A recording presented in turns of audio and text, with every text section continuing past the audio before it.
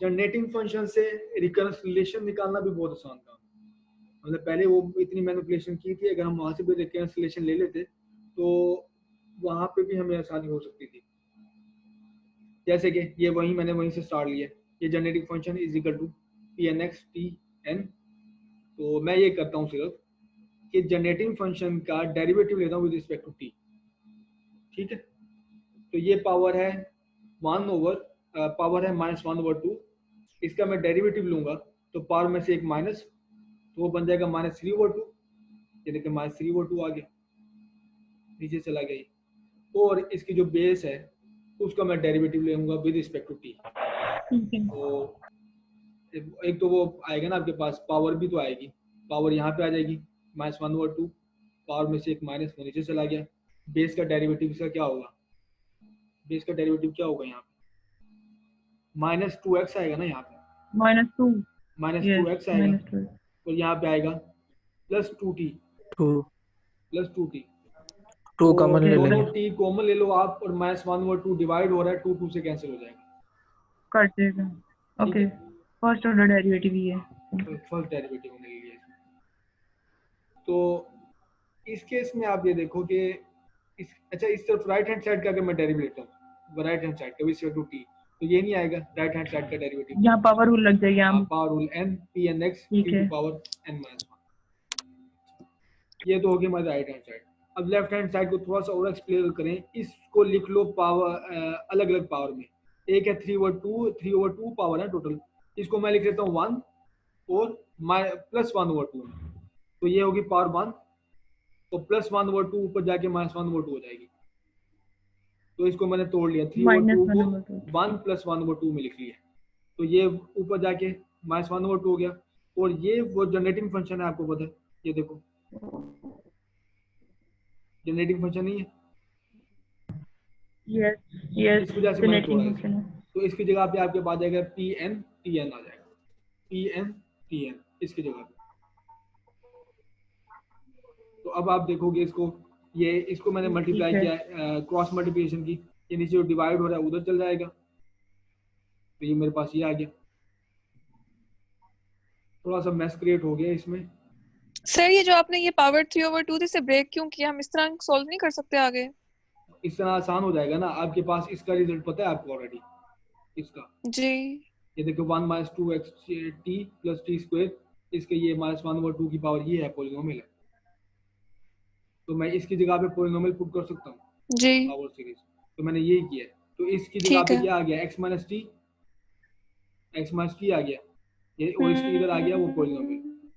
तो यहाँ पे x - t है, उस तरफ चला जाएगा तो हो जाएगा t - x, नेगेटिव हो जाएगा ना उस तरफ। ठीक है। और ये क्रॉस मल्टीप्लिकेशन से ये नीचे डिवाइड हो रहा है, ये मल्टीप्लाई होगा ये इस वाली साइड पे, तो 1 - 3xt 2xt + t², ये वाली टर्म प्लस t - x, ये वाली टर्म। ठीक, अच्छा ये क्रॉस मल्टीप्लिकेशन हो रही है जो इसके ऊपर दो इक्वेशंस लिखे हैं उनकी, बस क्रॉस मल्टीप्लिकेशन है, एक सिर्फ वैल्यू पुट किया और दूसरा क्रॉस मल्टीप्लिकेशन है किया। तो सारी इक्वेशन को एक साइड पे किया, सारी जो टर्म्स को एक साइड पे किया, इक्वल टू की रो किया। ठीक है सर, ये एक बार दोबारा बता दें जरा। यही इधर सिर्फ क्रॉस मल्टीप्लिकेशन की है, ये नीचे डिवाइड हो रहा है, यहाँ जाके मल्टीप्लाई हो रहा है। इस टर्म की जगह पे ये पुट किया, ठीक है, और सारी इक्वेशन को एक साइड पे लिखा है, जीरो को एक साइड पे। तो यहाँ पे x - t है तो उस तरफ चला जाएगा तो t - x हो जाएगा, तभी तो एक साइड पे होंगी सारी। ठीक है, ठीक है, वो हम एक दफा खुद सॉल्व करेंगे तो हो जाएगा, समझ आ। हाँ, सिर्फ क्रॉस मल्टीप्लाई करो और उसको उस तरफ लेके जाओ, तो ये वही किया हमने। ठीक है, चलिए आगे। Yes sir. अब टर्म बाय टर्म मल्टीप्लाई कर लो इसको।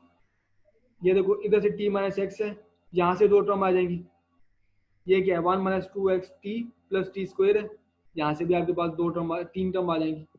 तो एक टर्म है ये 1 से जब मल्टीप्लाई करोगे, एक टर्म मेरे पास ये आ गई, जब -2x t से मल्टीप्लाई करोगे, दूसरी टर्म ये है, t² से मल्टीप्लाई करोगे ये टर्म है, इधर t से मल्टीप्लाई होगी टर्म ये है, और -x से मल्टीप्लाई करोगे ये टर्म।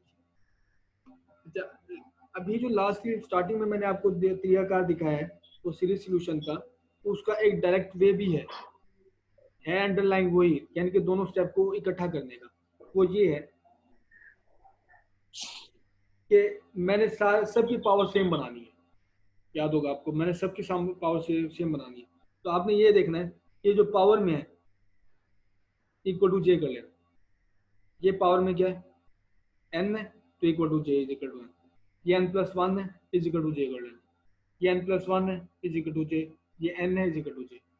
ठीक, तो अब ये जो है relation j is equal to n-1 वाला, इस कॉरस्पॉन्डिंग रिलेशन में प्रूव कर देना।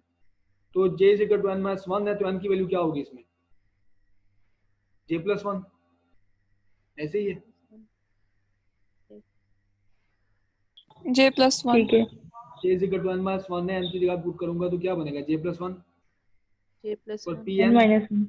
p j+1 हो जाएगा, और ये वैसे j हो जाएगा, j is equal to n-1, ये इधर j पुट करना। इस वाले पे आओ, वैसे ही ये n की जगह पे j है, तो यहाँ पे j आ जाएगा, यहाँ पे pj आ जाएगा। इधर देखो j is equal to n+1 है, तो n is equal to j-1, तो n की जगह पे j-1, n की जगह पे j-1। ठीक, अब आओ इस वाली टर्म में, इसमें भी यही है, यहाँ पे n है, ये j is equal to n+1 है, और n इज इक्वल टू हो जाएगा j-1, तो p j-1, और यहाँ पे j is equal to n नहीं है, तो n की जगह पे j आ जाएगा। ये देख लो इसको एक मरतबा अच्छे से।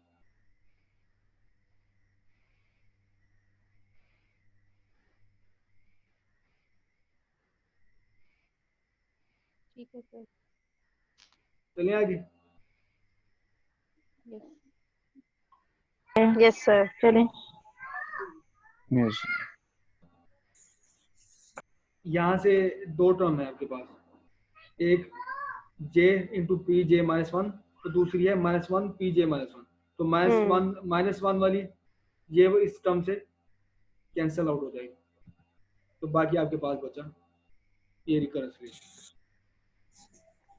बस सर, थक गए सर।